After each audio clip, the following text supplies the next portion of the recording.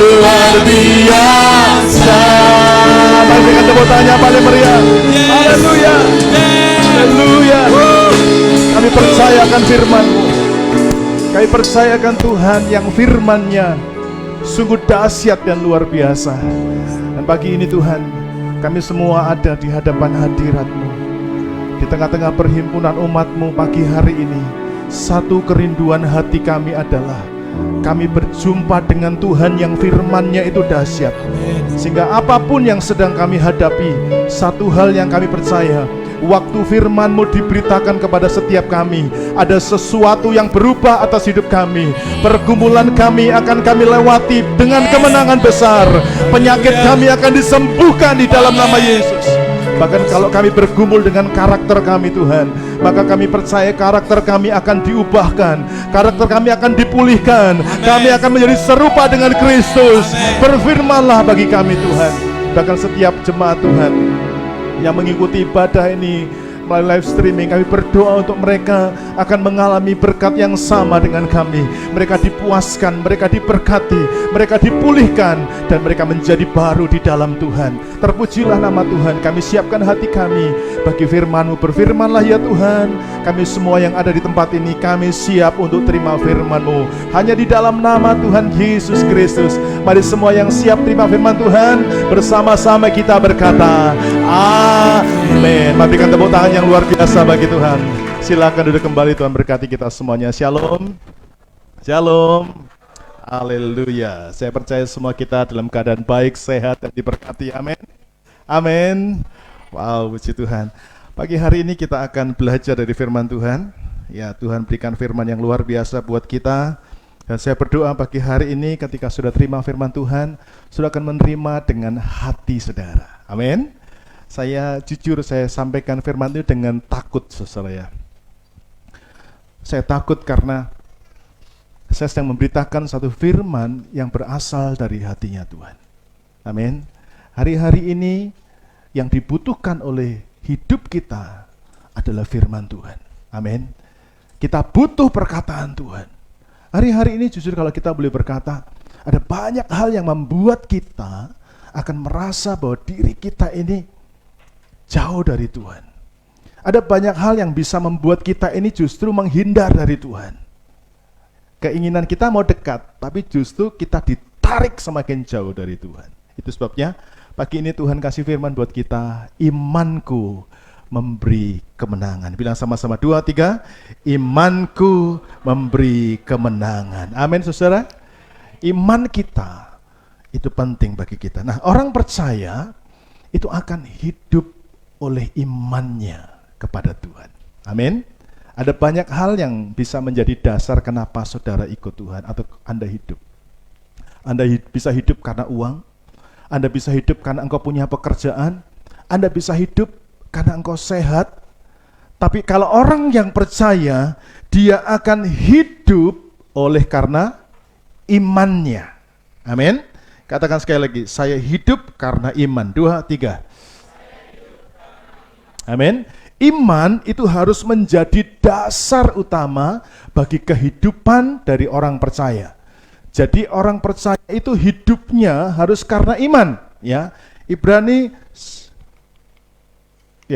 pasal 10 ayat yang ke-38 dikatakan begini, tetapi sama-sama dibaca 2, 3, tetapi orangku yang benar akan hidup oleh iman, dan apabila ia mengundurkan diri, maka aku tidak berkenan kepadanya. Coba saya perhatikan baik-baik kalimat yang ada di firman Tuhan ini. Dikatakan demikian, tapi, perhatikan, orangku yang benar. Anda lihat di situ ada kondisi, ya, ada kondisi dari orangku. Orangku itu artinya apa? Orangnya siapa? Ku, pakai huruf besar. Berarti orangnya Tuhan. Anda perhatikan, tetapi orangnya Tuhan yang benar. Saya ketika membaca ini kira-kira ada yang janggal gak menurut saudara? Kenapa Tuhan katakan tetapi orangku yang benar? Pakai kata orangku yang benar. Berarti ada orangku, orangnya Tuhan yang tidak benar. Betul ya? Orang yang benar, pengikut Tuhan yang benar, dia akan hidup oleh iman. Dari saya lihat seperti ini. Dari ayat ini kita belajar bahwa ada orang percaya yang hidupnya tidak benar. Betul? Firman Tuhan yang bicara. Ada orang Kristen yang hidupnya tidak benar. Kata yang itu bicara tentang kondisi. Amin. Bilang sama-sama. Kondisi. Pandemikah? Krisiskah? Normalkah? Ada orang-orang Kristen yang karena kondisi.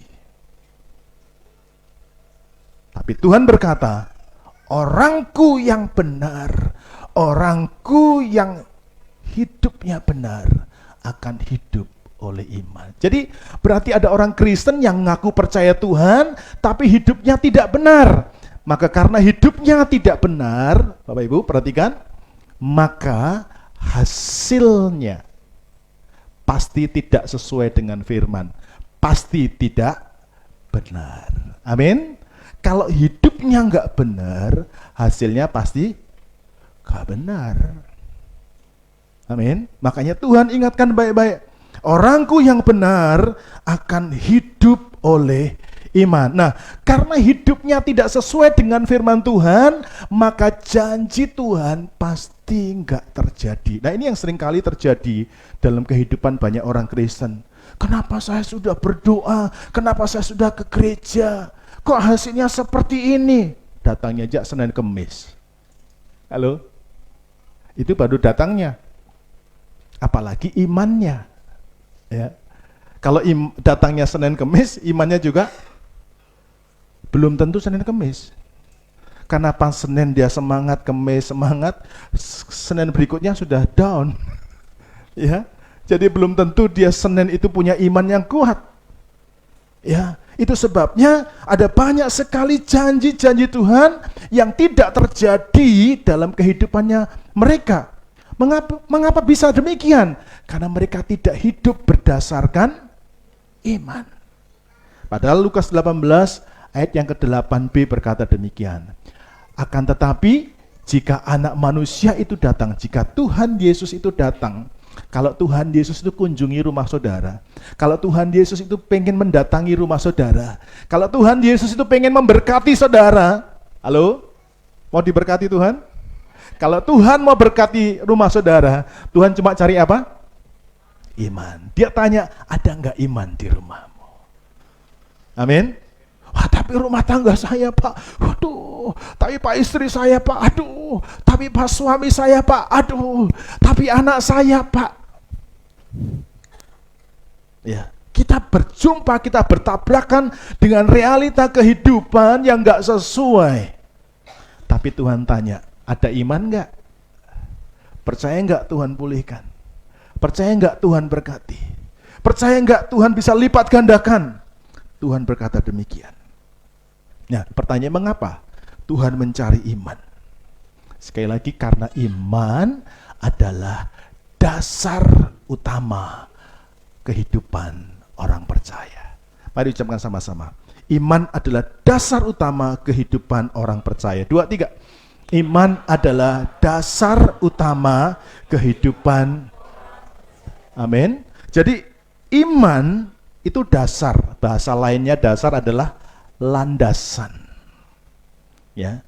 Jadi kalau saudara ingin melihat janji Tuhan itu dalam rumah saudara, diberkati, dinyatakan dalam hidup saudara, maka itu butuh landasan. Saya gambarkan kayak seperti ini. Saudara tahu ya, ini namanya helipad. Landasannya helikopter. Ya. Nah, iman ini seperti landasannya ini. Ya. Kemudian janji-janji Tuhan, dia mau berkati saudara, dia pulihkan saudara. Ya, itu seperti helikopter ini. Amin. Nah, dia datang dari sorga. Janji Tuhan datang dari sorga. Mau dicurahkan ke dalam hidup saudara. Ya, dia mau dicurahkan dalam hidup saudara. Butuh apa di sini? Landasannya adalah iman. Kalau nggak ada iman, tanpa iman, bisa? Nggak bisa. Sekalipun saudara kaya raya, saudara punya apapun, tapi kalau engkau nggak punya iman, janji Tuhan tidak bisa mendarat. Kira-kira sampai di sini bisa nangkap? Penting nggak iman itu? Penting nggak iman itu? Iman itu sangat penting. Amin. Iman itu sangat penting karena iman itu yang membuat semua janji Tuhan itu bisa ada di hidupmu. Amin. Amin. Nggak penting you punya sahabat baik tidak baik, you nggak penting you punya sahabat kaya atau tidak kaya. Ini saya dulu berpikir, Tuhan saya lagi susah Tuhan. Saya butuh keuangan Tuhan, tapi nggak ada teman, nggak ada kenalan yang orang kaya, orang berduit. Karena saya berpikir saya akan bisa mendapatkan pertolongan dalam keuangan kalau saya punya teman-teman sahabat yang orang berduit. Tapi Tuhan mengubah hidup saya, bukan. Amin. Yang membuat janji Tuhan itu menjadi bagian dari hidup kita. Bukan karena kita punya friend, punya sahabat. Tidak. Amin. Atau mungkin punya rekening. Tidak perlu. Anda punya iman kepada Yesus, Yesus bisa bikin apa saja buat saudara. Amin. Karena itu iman penting supaya janji Tuhan bisa mendarat dalam kehidupan saudara. Itulah sebabnya, saudara kasih, mengapa seringkali terjadi sesuatu yang berbeda dalam hidup kita. Kita mengharapkan janji Tuhan itu berlaku, janji Tuhan ada pada kita, tapi kita nggak miliki. Ya, semua orang pengen sukses, semua orang pengen berhasil, semua orang pengen menang, tapi kita selalu gagal. Ya, gagal. Pertanyaannya, kenapa gagal? Karena kita tidak punya dasar kehidupan. Amin. Amin. Amin. Saya percaya Tuhan itu mau berkati saudara. Saya percaya Tuhan itu mau buat hidup saudara itu penuh dengan kemuliaan. Nah, harus ada dasarnya. Sebagai contoh, kalau saudara pengen diberkati, ya, ini contoh ya, dengan mobil, saudara harus punya garasi. Amin. Rumah, cari rumah, cuman pakai gertak. You know what is the meaning gertak? Ya. Tapi bagaimana? Oh Tuhan, oh percaya, Tuhan berkati, Tuhan bisa kasih mobil. Taruh di mana? Saudara akan sewa garasi ya. Nah, ini yang saya dapat dari Tuhan. Jadi kalau saudara pengen diberkati, saudara punya dasar. Saudara pengen mengalami janji Tuhan, saudara punya dasar yang kuat. Nah, tema hari ini adalah imanku, bukan iman orang lain. Katakan imanku, yang memberiku kemenangan. Amin. Ya, saya hari ini membawa kabar baik buat saudara. Ya, iman saudara dan saya itu akan menentukan kemenanganmu dan kemenanganku. Mari kita akan buka sama-sama Ibrani pasal 11 ayat 1. Ibrani 11 ayat 1. Mari kita akan baca. Kita berdiri bersama-sama dan kita akan baca firman Tuhan ini dengan suara yang keras. Oke, Ibrani pasal 11 ayat pertama. Ibrani 11 ayat pertama. Mari saudara kita akan membaca dengan suara yang keras. 2, 3. Iman adalah dasar dari segala sesuatu yang kita harapkan dan bukti dari segala sesuatu yang tidak kita lihat. Sekali lagi 2, 3. Iman adalah dasar dari segala sesuatu yang kita harapkan dan bukti dari segala sesuatu yang tidak kita lihat. Amin. Puji Tuhan, silakan duduk kembali. Tuhan berkati. Saudara, ayat ini dengan begitu jelas memberitahu kepada kita bahwa iman itu dasar. Saya percaya apa yang saya jelaskan di awal sudah cukup membuat kita paham. Amin. Jadi iman itu adalah dasar dari semua harapan kita. Saudara berharap apa dalam hidup saudara? Berharap rumahmu diberkati, berharap rumahmu dipulihkan, berharap pernikahanmu diberkati, berharap usahamu diberkati. Amin. Berharap kamu bisa punya rumah yang cukup untuk keluargamu, kamu punya usaha, punya pelayanan yang diberkati Tuhan, itu harapan. Amin. Nah, untuk Anda mendapatkan harapan itu dibutuhkan iman. Nah, kenapa iman? Karena iman itu adalah dasarnya. Tapi bukan cuma itu. Iman itu juga menjadi bukti. Bukti itu apa? Saya berharap punya A. Berharap. Nah, namanya harapan itu baru di mana? Di awang-awang. Jadi kalau helikopter, bagaimana ini helikopter? Ya, bagaimana ini bisa mendarat dalam hidup saudara? Saudara butuh apa? Iman. Jadi artinya iman itu yang membuat engkau bisa berharap, tapi iman itu juga yang membuat harapanmu menjadi kenyataan. Amin. Amin. Jadi sekarang orang percaya harus punya iman. Dan iman ini yang kita bahas tadi membuat kita, memberi kita apa? Kemenangan. Nah, pertanyaannya sekarang, kemenangan apa yang dapat dilakukan dengan iman? Ya, enggak apa-apa. Namanya gereja harus ada anak kecil. Jadi fokusnya jangan kepada Saul. Fokusnya kepada di sini, ya. Lagi serius-serius itu memang begitu, iklan lewat. Nah, tapi kita bilang premium tanpa iklan.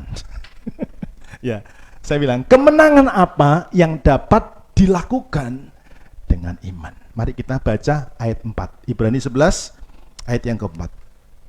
Firman Tuhan berkata demikian. Karena iman, Habel telah mempersembahkan kepada Allah korban yang lebih baik daripada korban Kain.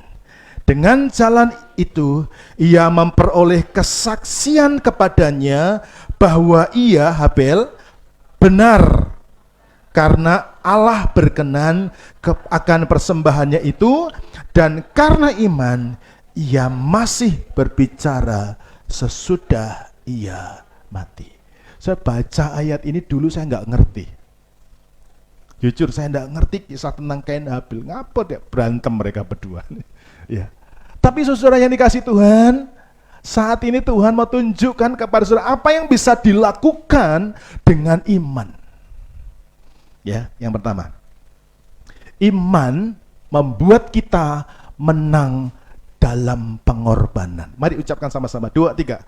Iman membuat kita menang dalam pengorbanan. Saya mau tunjukkan pelan-pelan kepada saudara ya, supaya saudara mengerti. Kalau saudara dan saya boleh jujur, hal tersulit dalam hidup ini adalah berkorban. Ya, nggak usah bicara gereja. Ya, karena korban ini bukan cuma di gereja. Sepanjang hidup saudara, sepanjang hidup kita, sepanjang kita ada di dunia ini, kita ini harus berkorban. Saya ambil yang terdekat dulu di gereja, baru nanti kita ke rumah. Ya.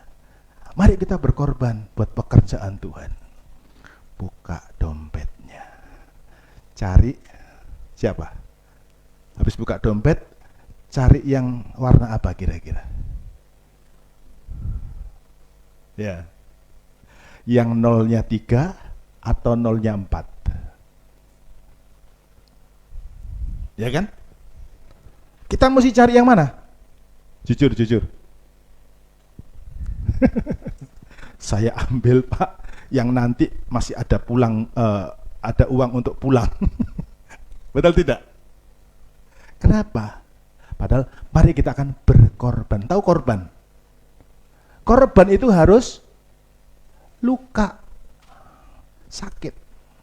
Jadi sebenarnya ketika saudara itu memberikan persembahan, bukan soal jumlahnya. Tapi waktu Anda mengeluarkan itu, Anda merasa sakit. Aduh, itu korban.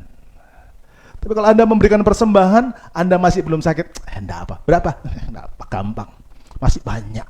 Itu bukan korban. Ya, bukan korban. Nah, saudara yang dikasih Tuhan, demikian juga dalam kehidupan kita. Berkorban dalam hal apapun itu sulit. Orang menikah korban tidak? Korban.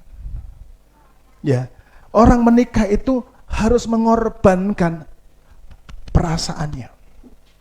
Suami dan istri itu harus saling. Bukan suaminya yang pengen, oh kamu yang korban. Istrinya bilang, kamu yang korban. Tadi pagi sebelum ibadah, kita udah siap-siap, saya memperhatikan istri saya lagi tuk, apa ini? Pasti ada semut ini, gitu ya. Lempatnya dia lihat kue, dimasukin semut. Ya. Begitu lihat kue dimasukin semut, dia langsung noleh saya. Ini pasti kamu, Pak. Saya bilang, iya. Aku minta maaf ya. Sudah hafal 15 tahun aku menikah dengan kamu. Itu sakitnya dia di sini teriris-iris.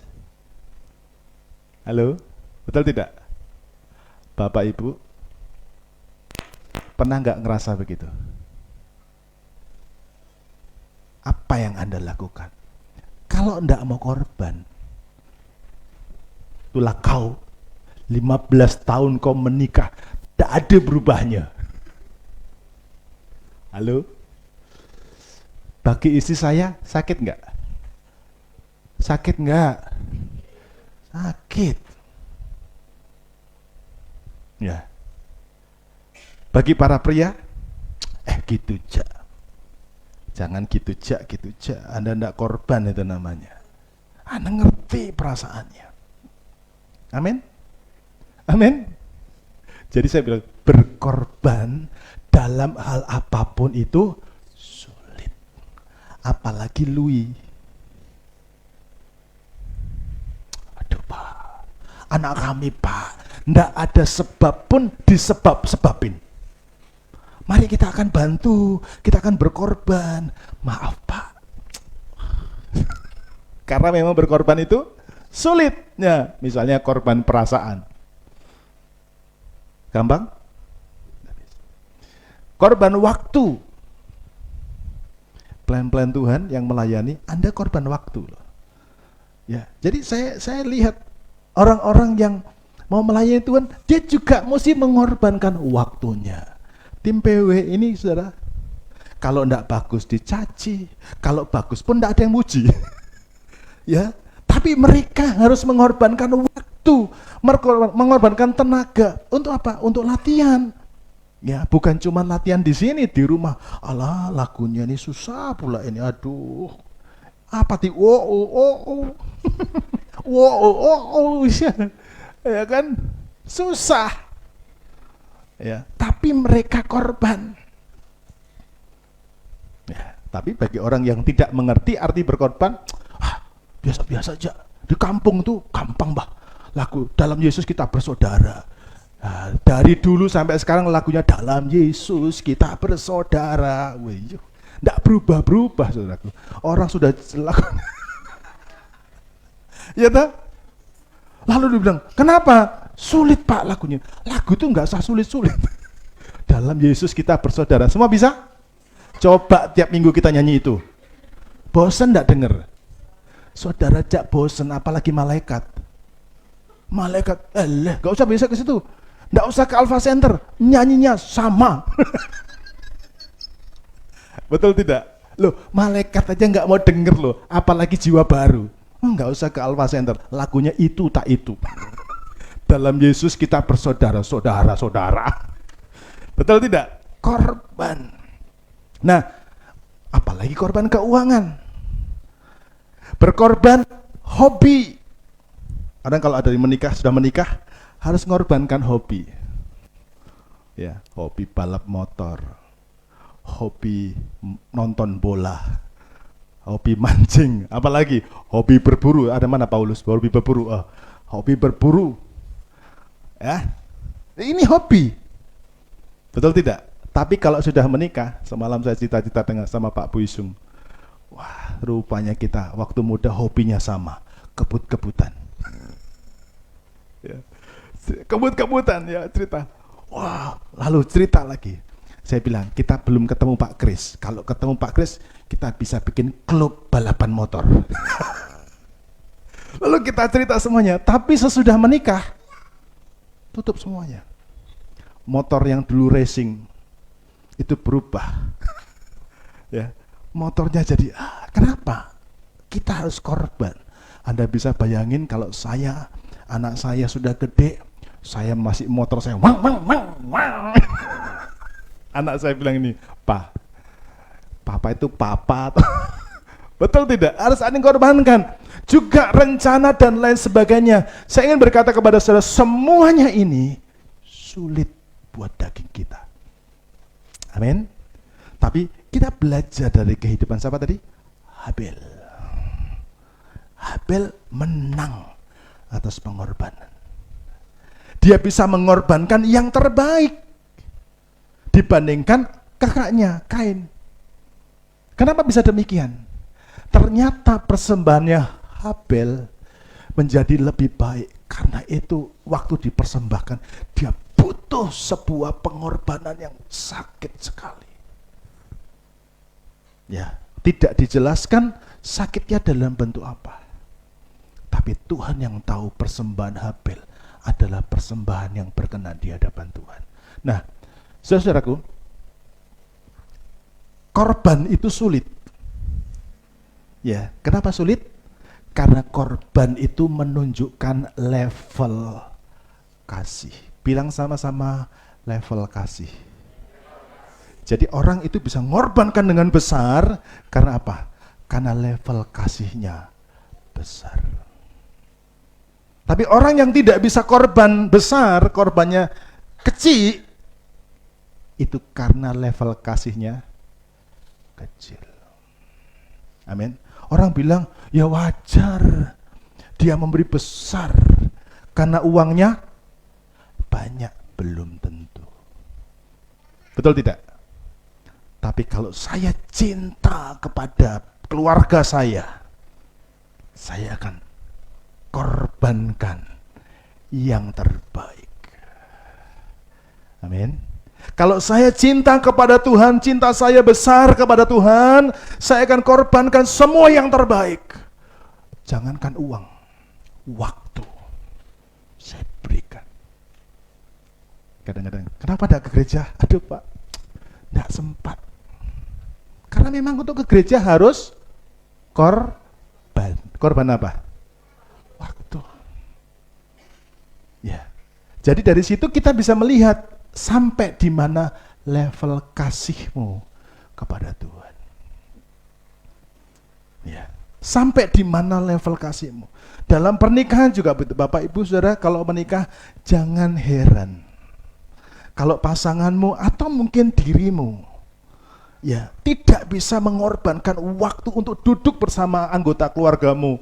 Engkau enggak memperhatikan keluargamu, engkau enggak banyak bicara dengan keluargamu, karena mungkin kasihmu kepada keluargamu juga kecil.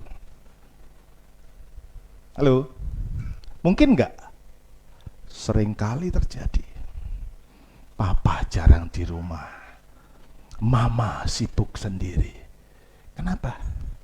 Karena kasihnya, level kasihnya terhadap anak-anak, terhadap keluarga kecil. Jadi saya ingin berkata buat yang belum menikah, menikah itu tidak mudah. Amin. Menikah itu tidak mudah. Anda butuh iman. Amin. Bukan cuma love. bukan cuma cinta. Meskipun kadang-kadang kalau orang sudah cinta, itu tai kucing pun rasa coklat. Ya enggak? Oh ya, aku udah cinta, Pak. Cinta, Pak. Taunya kapan? Kalau sudah menikah. Aslinya muncul. Ngomongin, enggak cocok lah. Kenapa enggak cocok? Dia baru rasa. Kemarin rasa coklat. Hari ini dia rasa. Ngerti ya maksud saya ya? Ngerti maksud saya ya? Kalau saudara tidak punya iman, waktu engkau menikah engkau butuh iman. Makanya Bapak Ibu Saudara, korban ini menunjukkan level kasih. Nah, kalau Anda mempunyai kasih, pasti Anda mau korban apapun. Kalau saudara cinta Tuhan, Anda mengasihi Tuhan, Anda pasti akan rela korban apapun. Amin.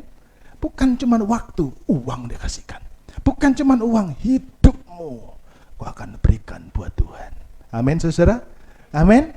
Ini karena apa? Karena kita punya kasih.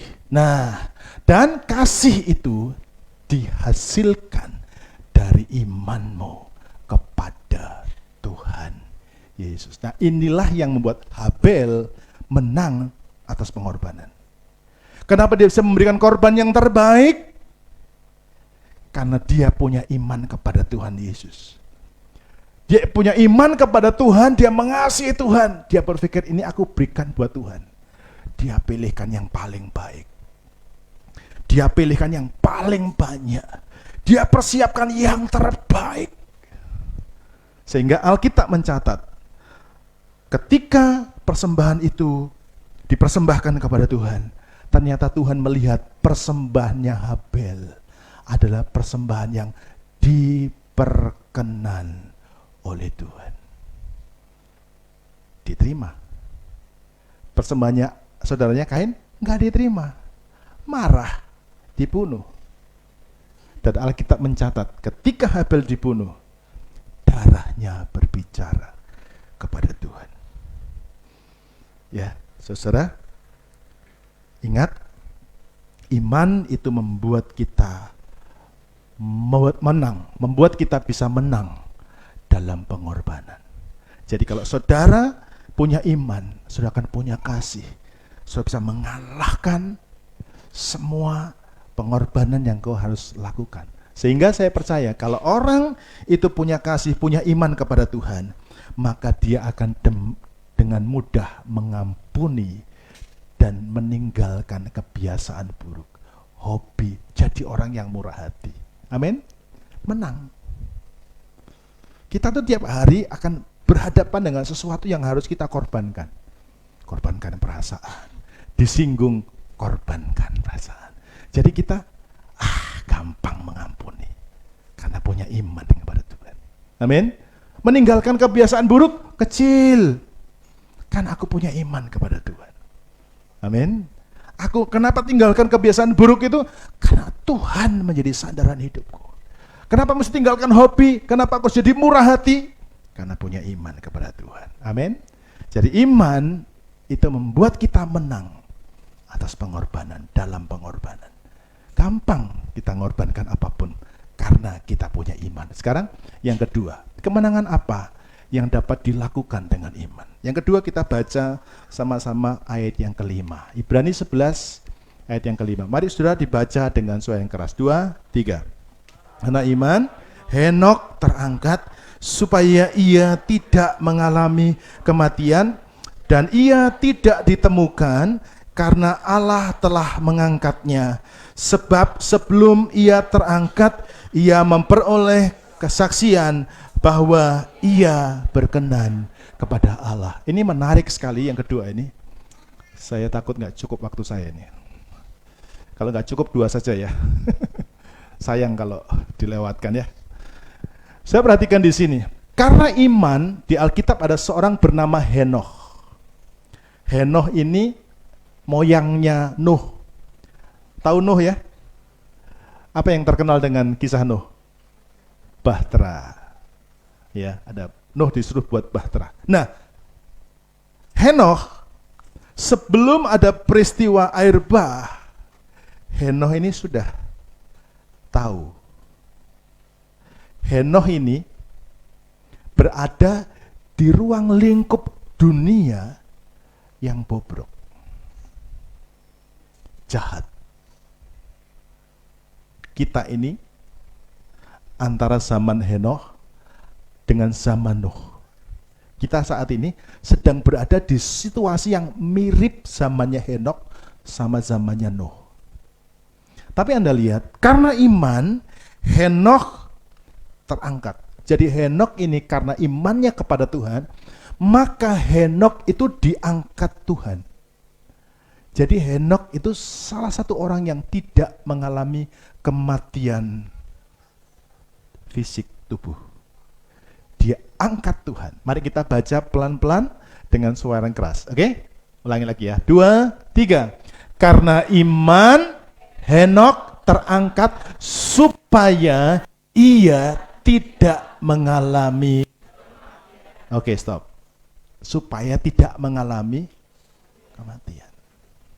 Supaya Henokh tidak mengalami siksaan. Ya, diangkat Tuhan. Iman yang kedua sekarang. Iman itu membuat kita menang atas maut. Bilang sama-sama. 2, 3. Iman membuat kita menang atas maut. Saudara, musuh terbesar manusia itu adalah maut. Ya, saya akan bawa saudara untuk memahami dengan begitu jelas pengertian maut ya. Setiap hari maut itu berusaha, dia berupaya untuk merebut kita dari tangan Tuhan. Ya, maut itu terpisah dari Tuhan selama-lamanya di neraka. Tapi ingat, tiap hari saudara akan temui maut itu berusaha untuk merebut saudara, merebut saya, merebut kita semuanya dari tangan Tuhan. Makanya setiap hari kita ditawari, ya. Kita tiap hari ditawari dengan apa? Kita tawari dengan dosa. Kita ditawari dengan kejahatan. Halo? Men? Kita ditawari dengan emosi. Halo? Pernah nggak emosi? Pernah. Pernah nggak marah? Pernah banting pintu? Pernah nonjok? Jangan istri ya. Dinding. Nah, tiap hari Anda ditawari oleh dosa, kejahatan, apa saja yang bisa membuat Anda jauh dari Tuhan. Tiap hari kita dibujuk. Nah, dunia ini membujuk, maut ini membujuk kita dengan tawaran dunia. Ya, tawaran dunia itu manis menggiurkan, ya, supaya kita ini jauh dari Tuhan. Bilang begini supaya kita menjadi jelas. Tiap hari maut menawari saya untuk jauh dari Tuhan. 2, 3. Tiap hari maut menawari saya untuk jauh dari Tuhan. Amin. Ingat itu baik-baik. Waktu Anda main game, waktu Anda duduk dimanapun engkau berada, ada pilihan ketika engkau sedang buka HP, buka game, buka gadget, sosial media, IG, Pinterest, Reels, apalagi itu. Apapun kau buka, atau saudara buka firman dan baca. Tapi jujur, kita boleh berkata, 80% orang aktivitasnya buka HP untuk buka aplikasi Alkitab atau sosmed.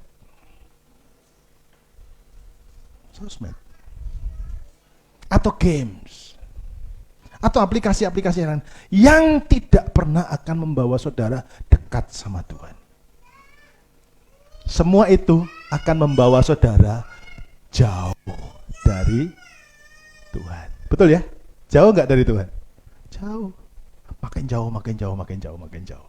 Nah, setiap hari ya kita mengalami hal yang sama seperti yang dialami oleh Henokh. Pada masa hidupnya Henokh juga ditawari oleh dunia. Ditawari dengan kejahatan, kenikmatan dunia. Ya, Ibrani 11 ayat yang kelima. Karena iman Henok terangkat supaya dia ini tidak mengalami kematian. Waktu dapat tawaran itu, Henok memutuskan, ya, dia menjadi orang yang berkenan kepada Tuhan. Iman Henok membuat dia tidak mengalami kematian, membuat dia tidak dibinasakan. Jadi setelah Henok itu ada zamannya Nuh. Tuhan berkata dalam Kejadian pasal 6, aku menyesal sudah ciptakan manusia. Tuhan sampai ngomong menyesal. Kenapa Tuhan menyesal? Apakah Tuhan salah cipta? Enggak. Tuhan tuh enggak kayak kita menciptakan sesuatu yang enggak bisa apa-apa. Jadi Tuhan itu menciptakan kita karena di dalam diri kita itu ada namanya hak untuk memilih. Saudara bisa pilih. Milih jadi apa? Milih takut akan Tuhan atau milih berdosa. Itu ada di dalam diri saudara. Nah, waktu Tuhan ciptakan manusia di zaman Henok, zaman Nuh, waktu itu Tuhan tidak pernah bisa bayangkan. Bukan berarti Allah tidak tahu.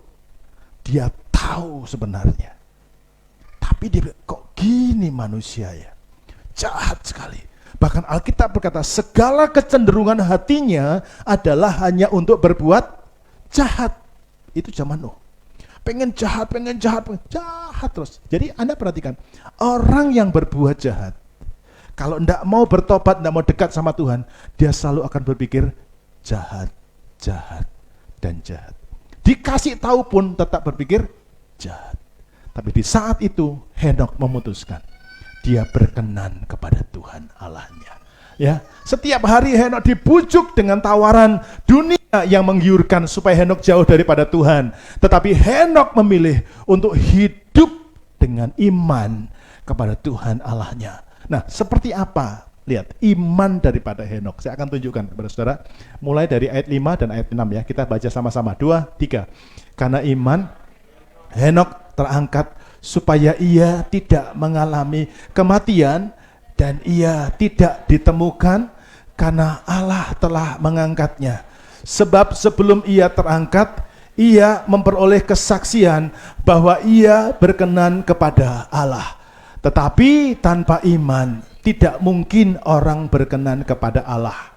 Sebab barang siapa berpaling kepada Allah, dia harus percaya bahwa Allah ada dan bahwa memberi upah kepada orang yang sungguh-sungguh. Kalau kira-kira imannya Henok apa yang dilakukan pada waktu itu?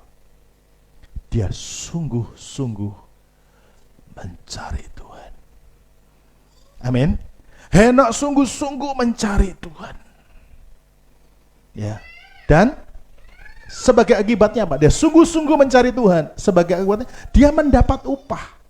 Makanya saya tuliskan di sini, saudaraku, setiap hari Henok itu berusaha hidup berkenan kepada Tuhan dan menolak tawaran dunia. Sungguh-sungguh mencari Tuhan itu artinya dia tiap hari berusaha berkenan kepada Tuhan. Amin. Saya kadang-kadang sedih lihat anak-anak remaja, pemuda duduk di gereja, ketika duduk, shalom semuanya, shalom. Dia gini. Jadi ke gereja cari apa? Absen. Dia pergi ke gereja, hatinya tidak ke gereja. Ya, dia tidak sungguh-sungguh mencari Tuhan. Tapi saya tidak menghakimi. Pilihan di tangan saudara. Atau menghilangkan ngantuk.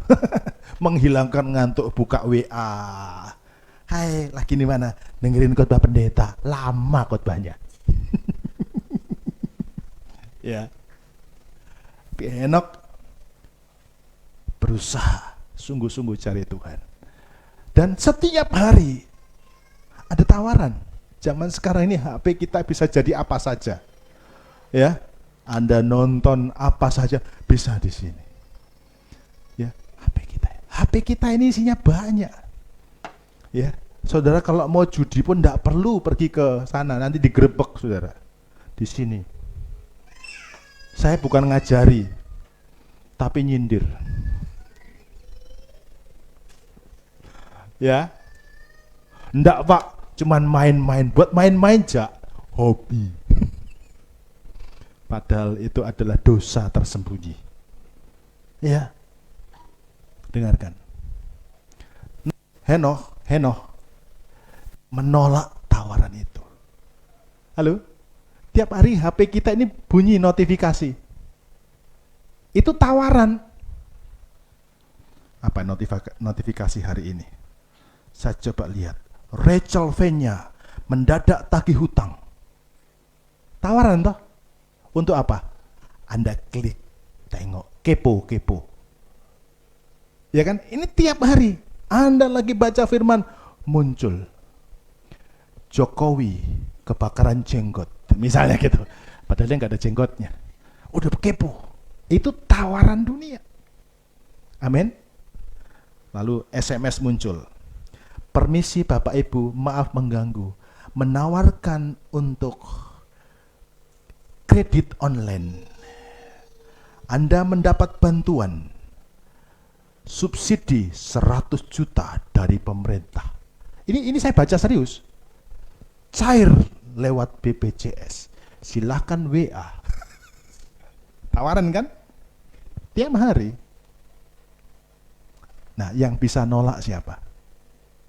Kita. Jangan dalam nama Yesus. Thanking kamu dalam nama Yesus. Nggak bisa. Amin.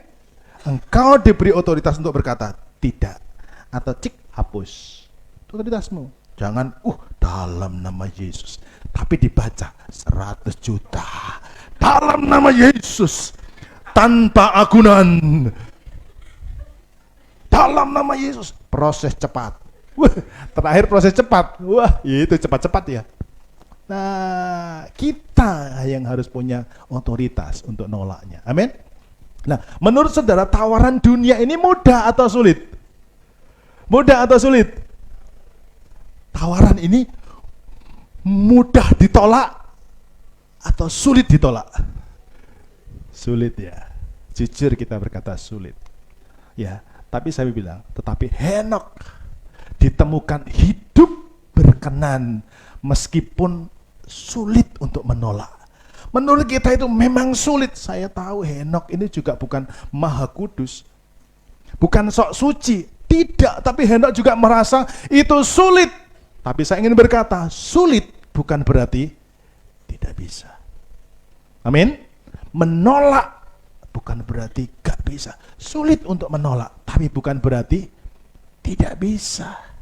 Kalau kita mau. Sampai di sini mengerti ya? Saya dulu juga punya hobi, kalau sudah nonton bola, ya nonton bola. Jam berapa nonton bola? Biasanya dulu kalau Piala Dunia jam berapa? Jam 2. Itu jam 12 kita bisa bangun. Tapi coba pagi-pagi ibadah jam 9 pagi. Jam berapa kita bangun? 8:30. Kenapa? Kita merasa tapi ternyata oleh kemurahan Tuhan kita bisa tolak dan kita bisa bangun pagi. Amin.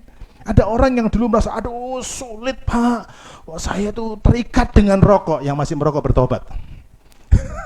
Sulit Pak. Sulit bukan berarti tidak bisa. Kalau kita punya iman seperti Henokh, dia bisa mengalahkan maut.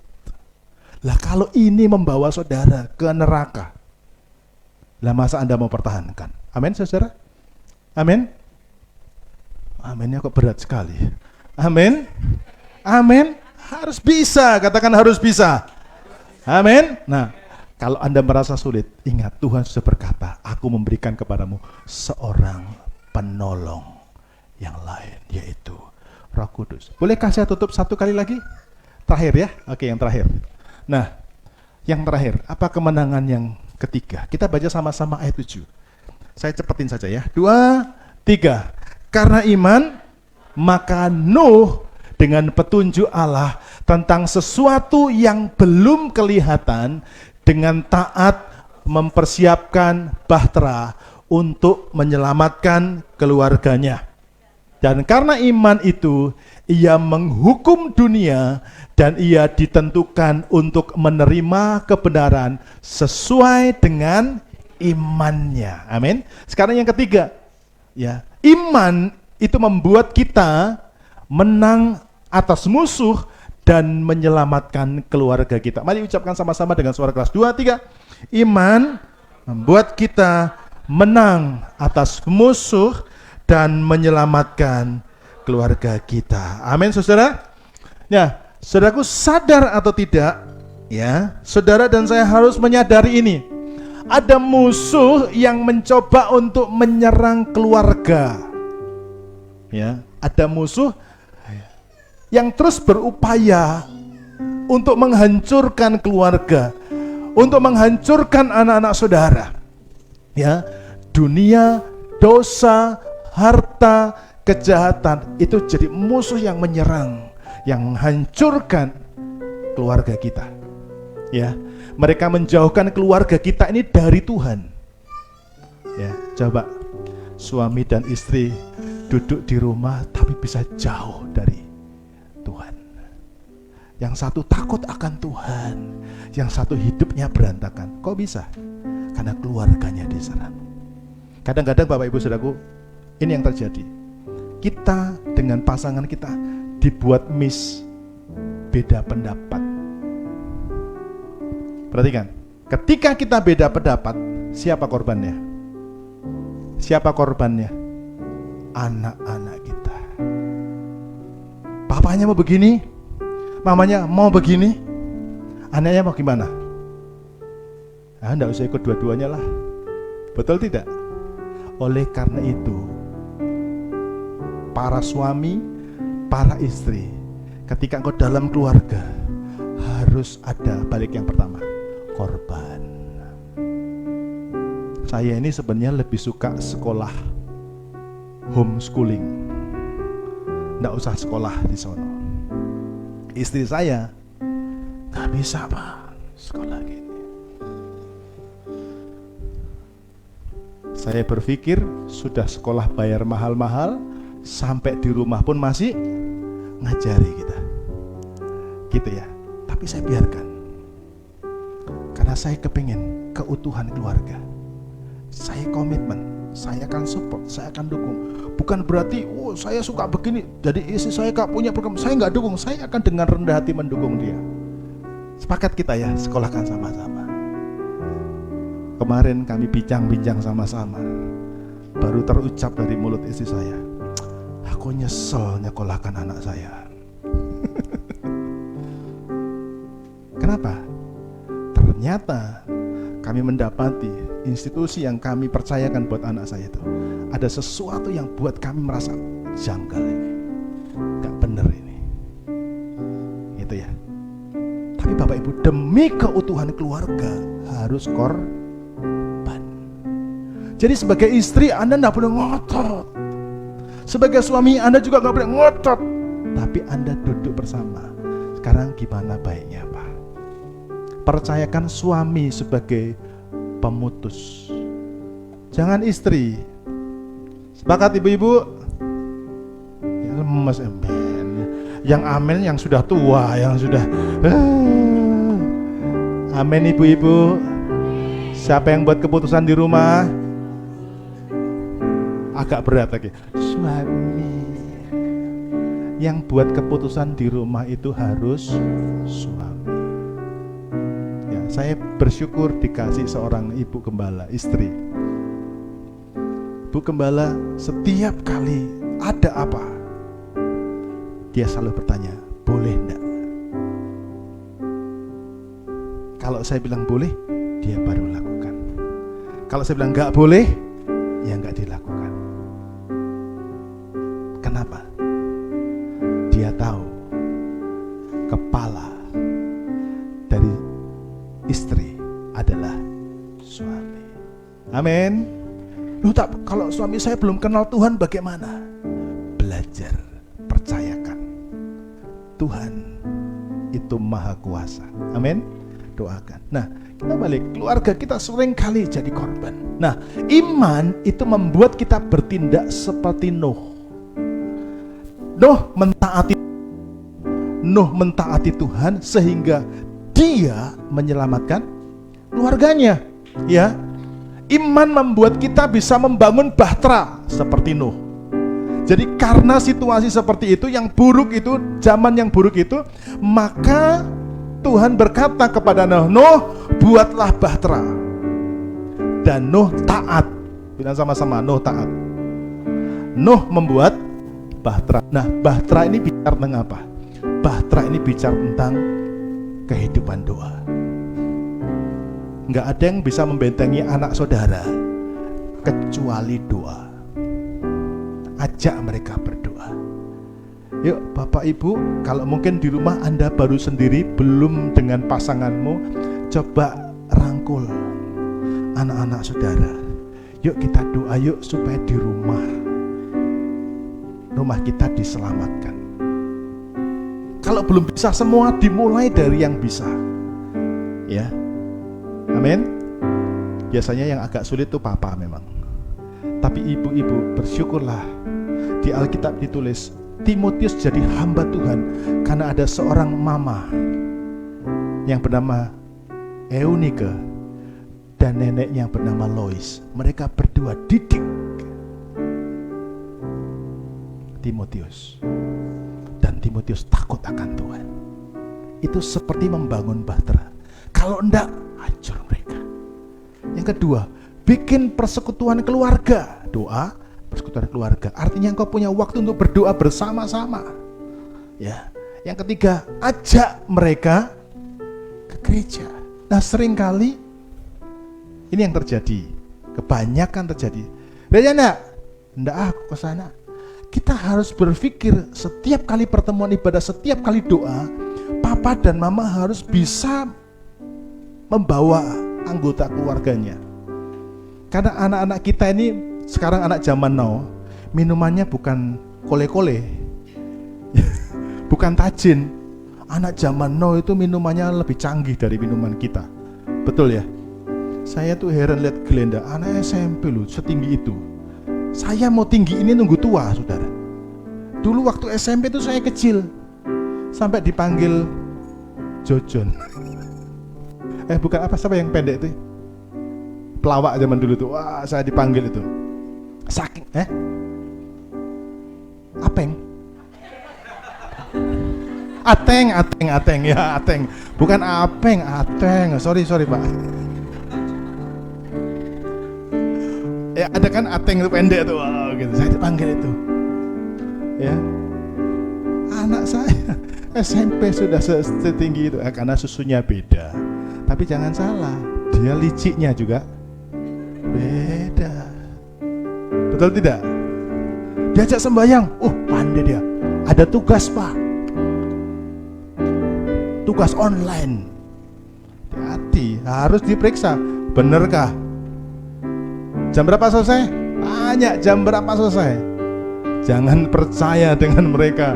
Kalau saudara pengen selamatkan keluargamu, periksa, cek HP-nya. Amin. Tanya baik-baik, kalau bisa tanya sama gurunya.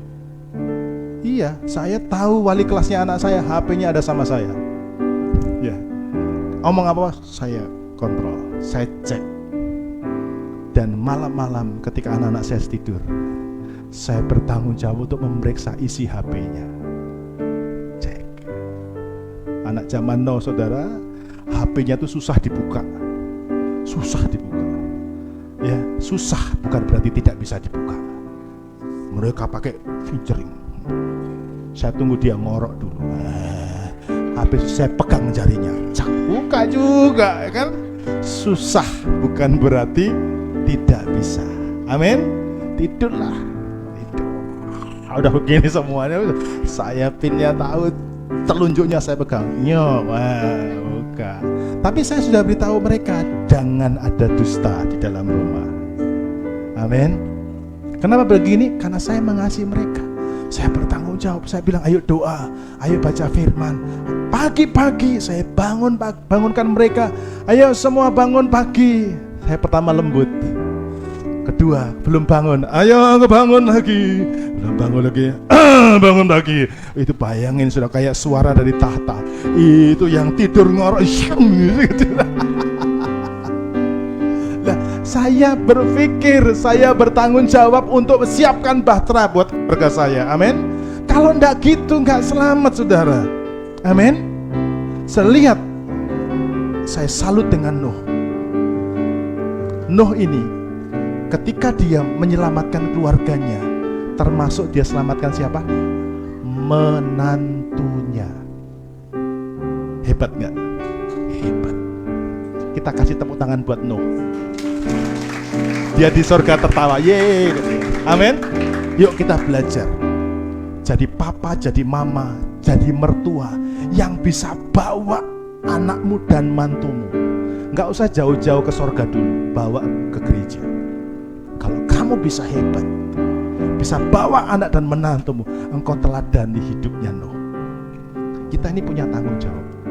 Daripada mereka dibawa oleh dunia dan hancur hidup mereka, mari kita bawa mereka. Siapkan bahtera, ajak. Kalau Anda belum bisa mengajak mereka berdoa, ambil waktu untuk doakan mereka. Tuhan, aku berdoa.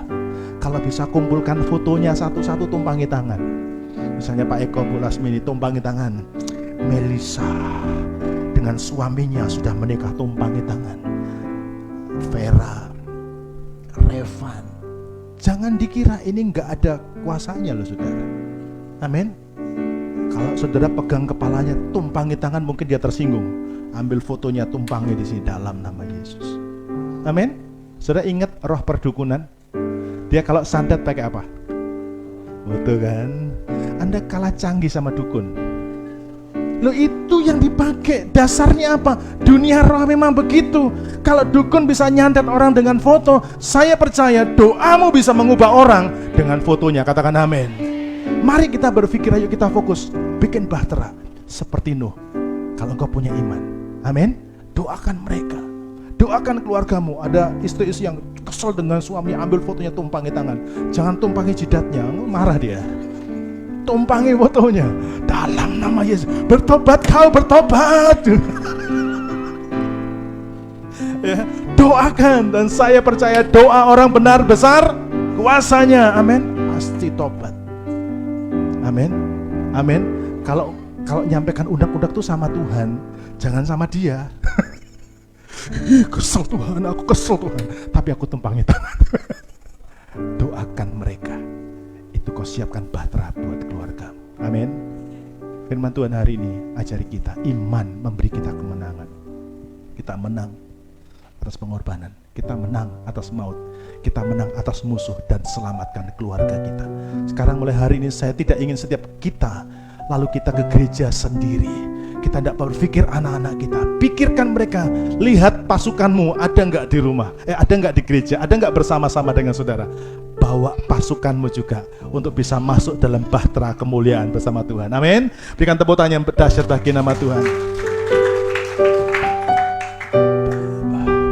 Mari kita bangkit bersama-sama. Tuhan tak pernah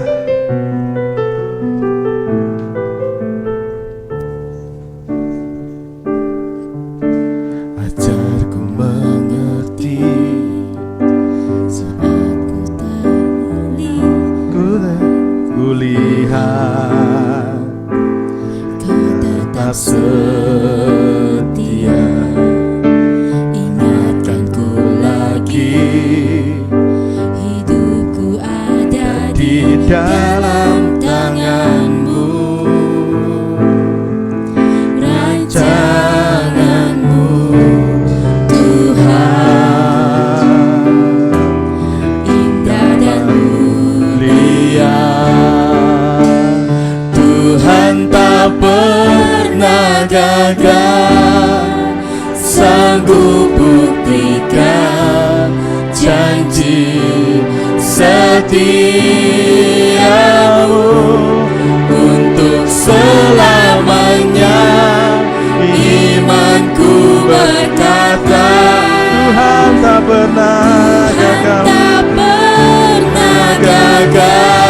Mari dengan tepuk tangan yang paling dahsyat bagi nama Tuhan. Haleluya. Kami bersyukur karena kami punya Tuhan yang tidak pernah gagal dalam menolong kami.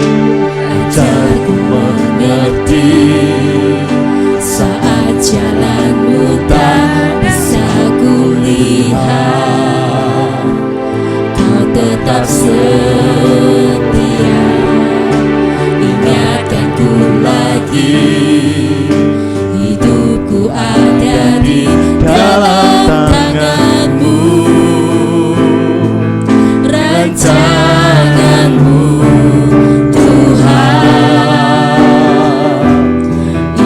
dan mulia. Tuhan tak pernah, Tuhan tak pernah gagal, sanggup buktikan janji setiamu untuk selamanya. Imanku berkata, Tuhan tak pernah gagal. Tuhan tak pernah gagal. Tuhan tak pernah gagal, sanggup buktikan janji setiamu Untuk selamanya, untuk selamanya.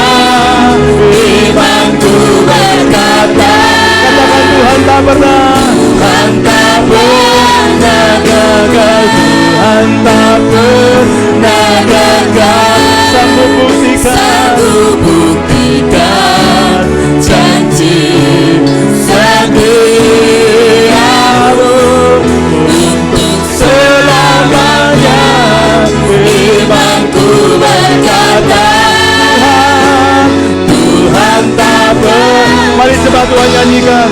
Tuhan tak pernah gagal, Dia pasti bisa menolong saudara. sanggup buktikan janji setiamu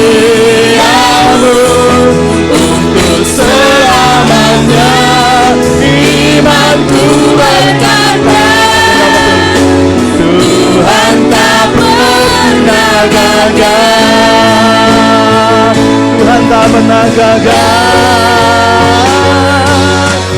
Tuhan tak pernah gagal, sanggup buktikan janji setiamu untuk selamanya. Mari semua pelayan pejabat Imanku berkata, Tuhan tak pernah gagal. Tuhan tak pernah gagal. sanggup buktikan janji setiamu untuk selamanya. Imanku berkata, Tuhan tak Pernah gagal. Pagi ini, mari semua mulai pejamkan mata dan kita mulai berdoa kepada Tuhan. Satu yang perlu kita syukuri, kita punya Tuhan yang dahsyat. Dia tidak pernah gagal. Hari ini kita belajar bahwa kita harus hidup dengan iman. Karena iman itu adalah landasan buat kita menikmati semua janji Tuhan. Dia berkata, kalau engkau setia, engkau akan duduk.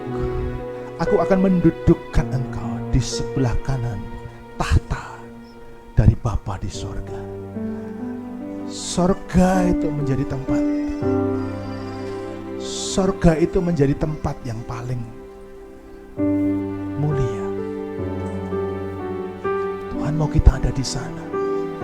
Hari ini kalau engkau menghadapi satu pergumulan yang sulit, engkau ingat Tuhan tidak pernah gagal. Amin. Katakan dengan iman,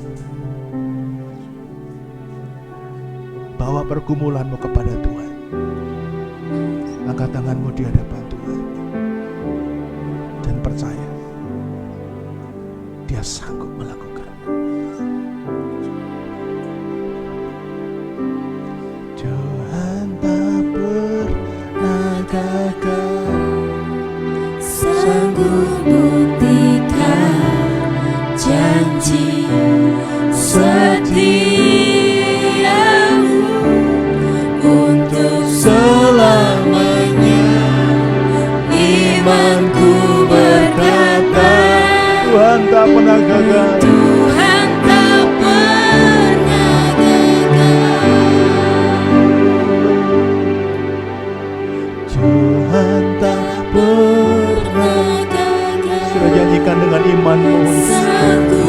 Berserulah kepada Tuhan, sekalipun kau harus mencucurkan air matamu, dan engkau yakin Tuhan bisa menolong saudara.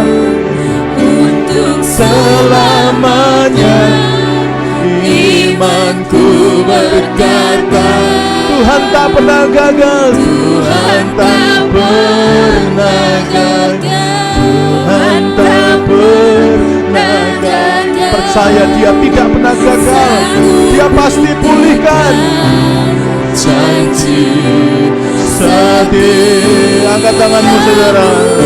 untuk selamanya imanku berkata, Tuhan, Tuhan tak pernah gagal. Oh, untuk selamanya, oh imanku berkata, Tuhan, Tuhan tak pernah gagal. Untuk selamanya, untuk selamanya imanku berkata, Tuhan tak pernah gagal. Mari berikan tepuk tangan yang paling meriah. Katakan, Tuhan tidak pernah gagal. Tuhan pasti membuktikan janjinya dalam hidupku. Tuhan pasti pulihkan hidupku. Tuhan pasti pulihkan keluargaku. Tuhan pulihkan keuanganku. Tuhan pulihkan hidupku. Tuhan pulihkan karakterku, sehingga aku berkenan di hadapan Tuhan. Tuhan mendapati karakter kami, ada karakter yang menyenangkan hati Tuhan. Kami dibentuk oleh keadaan ini, dibentuk oleh keluarga, dibentuk lewat pernikahan, kami dibentuk lewat pertemanan, kami dibentuk lewat pelayanan. Satu kerinduan hati Tuhan, Kau tidak pernah gagal. Apa yang Kau katakan pasti terjadi. Kami mau belajar nurut sama Tuhan, belajar taat kepada Tuhan. Mungkin hari-hari ini adalah hari-hari yang dimana kami merasa vakum, kami merasa sendiri. Tidak ada orang yang mempedulikan keadaan kami. Tapi satu yang kami tahu, Tuhan tetap bersama-sama dengan kami. Dan firman-Mu tidak akan pernah gagal untuk menolong kami. Terima kasih Tuhan untuk firman-Mu hari ini. Kini saatnya kami akan terima perjamuan kudus. Biar semua kami akan diberkati lewat tubuh dan darah Kristus. Setelah firman-Mu mengubah kami, kini waktunya ada meterai darah Kristus itu akan diberikan buat kami. Darah-Mu itu menjadi bagian integral buat hidup kami. Kami dipulihkan, kami diberi kekuatan, kami diberi kuasa untuk mengalami sesuatu dari Tuhan. Urapilah roti dan anggur yang sebentar dibagi-bagikan. Biar ini menjadi darah Kristus yang penuh dengan kuasa, menjadi tubuh Kristus yang mengubahkan. Kelemahan kami diangkat, pergumulan kami akan lewati dengan kemenangan. Kami berkata terima kasih untuk tubuh dan darah-Mu yang dibagi-bagikan, biar diterima oleh setiap jemaat. Setiap jemaat boleh mengalami berkat pemulihan dari Tuhan. Terima kasih Tuhan, terima kasih. Di dalam nama Tuhan Yesus, kami terima dengan percaya tubuh dan darah-Mu menguatkan dan mengubahkan kami. Dalam nama Tuhan Yesus, haleluya. Amin. Berikan tepuk tangan yang luar biasa bagi Tuhan.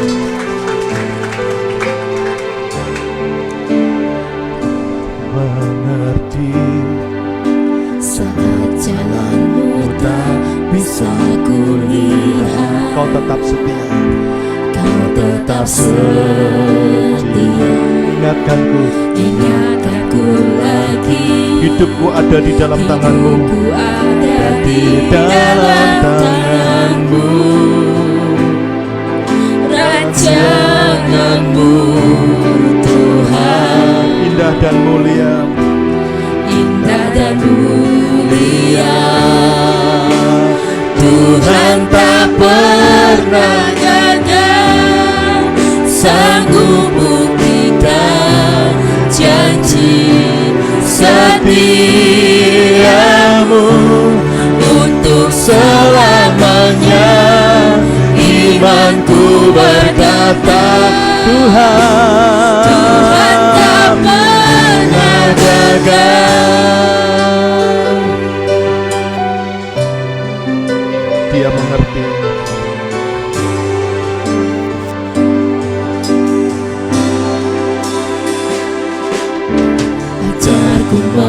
mengerti saat jalanmu tak bisa kulihat. Kau tetap setia, ingatkanku lagi. Hidupku ada di dalam tanganmu, rancanganmu Tuhan. Indah dan mulia, Indah dan mulia. Tuhan tak pernah gagal, sanggup sanggup buktikan janji setiamu selamanya. Selamanya Imanku berkata, Tuhan tak pernah gagal. Tuhan tak pernah gagal. Tuhan tak pernah gagal, Ya, sanggup buktikan. Dia akan membuktikan dalam hidupmu, saudara. Setia, Katakan tuh selamanya. Imanku berkata, Tuhan tak pernah gagal. Tuhan tak pernah gagal. Yes, Sanggup buktikan janji setiamu untuk selamanya. Imanku berkata, Tuhan tak pernah gagal. Selamanya, untuk selamanya. Imanku berkata, Tuhan tak pernah gagal. Untuk selamanya. Imanku berkata, Tuhan tak pernah gagal. Haleluya. Mari angkat roti dengan tangan Anda. Angkat dengan iman. Dia tidak pernah gagal. Saat kau mengangkat roti, kau melihat kau sedang mengangkat dia dalam hidupmu. Dia tidak pernah gagal. Dia bisa selamatkan rumahmu, dia selamatkan rumah tanggamu, dia selamatkan hidupmu, dia selamatkan keuanganmu. Mungkin kau sedang dibentuk oleh Tuhan dan itu pembentukan yang menyakitkan bagi hatimu. Kau begitu pedih, kau begitu terluka. Tapi kau percaya hari ini Tuhan sedang memulihkan kita semuanya. Dan Dia mau bawa engkau hidup dalam iman. Engkau akan kuat dan menang atas pengorbanan. Engkau menang atas maut. Engkau menang atas musuh. Dan kau akan lihat keluargamu, hidupmu akan diselamatkan. Mari yang percaya angkat tinggi-tinggi. Saya percaya di tanganmu ini adalah tubuh Kristus yang berkuasa. Amin. Katakan yang percaya, aku percaya. Inilah tubuh Kristus yang berkuasa, yang dipecah-pecahkan bagiku. Aku percaya tubuh Kristus berkuasa memberi hidup dan memberi hidup yang kekal. Aku percaya tubuh Kristus berkuasa membangkitkanku dari antara orang mati. Mari kita makan dengan percaya di dalam nama Tuhan Yesus Kristus. Haleluya.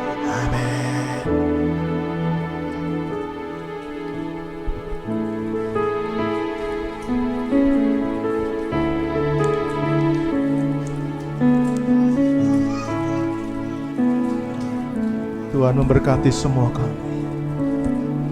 Kami angkat cawan ini dengan tangan kami. Engkau yang berfirman dan berkata, barang siapa makan dan minum tubuh dan darahku, dia akan hidup oleh karena aku. Barang siapa yang makan dan minum tubuh dan darahku, Engkau berkata, aku akan tinggal di dalam dia dan dia di dalam aku. Tuhan, kami percaya. Kami butuh darah Kristus. Karena darah ini membuat Engkau tinggal di dalam kami dan kami di dalam Engkau. Hari ini kami angkat tinggi-tinggi. Kami angkat tinggi-tinggi di hadapan-Mu karena kami percaya inilah darah Kristus yang berkuasa. Saya percaya di tangan-Mu ini ada darah Kristus yang berkuasa. Amin. Katakan dengan percaya, aku percaya Inilah darah Yesus yang berkuasa menyucikan dan mengampuni segala pelanggaranku. Aku percaya darah Yesus berkuasa membebaskanku dari semua ikatan dan kutuk dosa. Aku percaya darah Yesus berkuasa memulihkan, menyembuhkan, dan hidupku. Mari kita minum bersama-sama dalam nama Tuhan Yesus Kristus. Haleluya. Amin.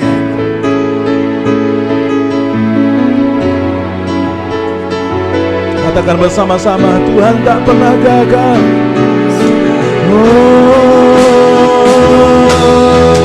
Tuhan tak pernah gagal, sanggup buktikan janji setiamu untuk selamanya. Saya undang Bapak apa yang maju depan. Tuhan tak pernah, Tuhan tak pernah gagal, Tuhan tak pernah gagal, sanggup buktikan janji setiamu untuk selamanya. Imanku berkata, Tuhan tak pernah gagal, untuk selamanya. Imanku berkata, Tuhan tak pernah gagal, untuk selamanya. Imanku berkata, Tuhan tak pernah gagal. Kami aminkan akan pujian ini Tuhan, bahwa Engkau Allah yang tidak pernah gagal ketika Engkau membawa kami ke dalam dunia ini Tuhan. Kami bersyukur Tuhan, kami ada pada pagi hari ini semua karena anugerah yang daripada Engkau Tuhan. Apapun yang terjadi dalam hidup kami percaya semua karena adalah rencana yang daripada Tuhan. Terima kasih Tuhan, terima kasih. Pagi hari ini kami datang ke hadapan Engkau Tuhan. Ampuni setiap kami Tuhan, jika kami tidak dapat memberikan korban yang baik bagi Engkau. Ampuni setiap kami Tuhan. Ampuni setiap kami Tuhan, agar kami dapat memberikan korban yang terbaik bagi Engkau Tuhan, agar hidup kami boleh berkenan di hadapan Engkau Tuhan.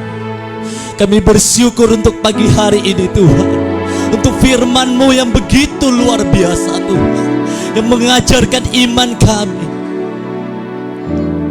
agar dapat memberikan yang terbaik bagi Engkau Tuhan. Terima kasih Bapa, terima kasih. Kami percaya Tuhan, kalau pagi hari ini kami semua sudah dipulihkan oleh firman-Mu Tuhan. Kami percaya pagi hari ini Tuhan, segala sakit kami sudah Engkau sembuhkan karena iman kami Tuhan. Terima kasih Bapa, terima kasih Tuhan. Terima kasih Tuhan, kami boleh merasakan zaman Roh Kudus-Mu pagi hari ini. Terima kasih Tuhan, kami sudah dipulihkan oleh Engkau. Pagi hari ini Tuhan, kami bersatu hati dari tempat ini. Kiranya kasih karunia yang daripada Tuhan, berkat yang daripada Tuhan terus turun atas Bapak Gembala kami di tempat ini Tuhan, sehingga semua setiap pelayanannya Tuhan menjadi berkat bagi banyak orang ya Bapak. Terima kasih Tuhan, terima kasih. Kami mengucap syukur untuk pagi hari ini. Tubuh dan darah-Mu yang sudah menguatkan kami, yang memulihkan kami, di dalam nama Tuhan Yesus Kristus. Mari kita yang percaya sama-sama kita katakan,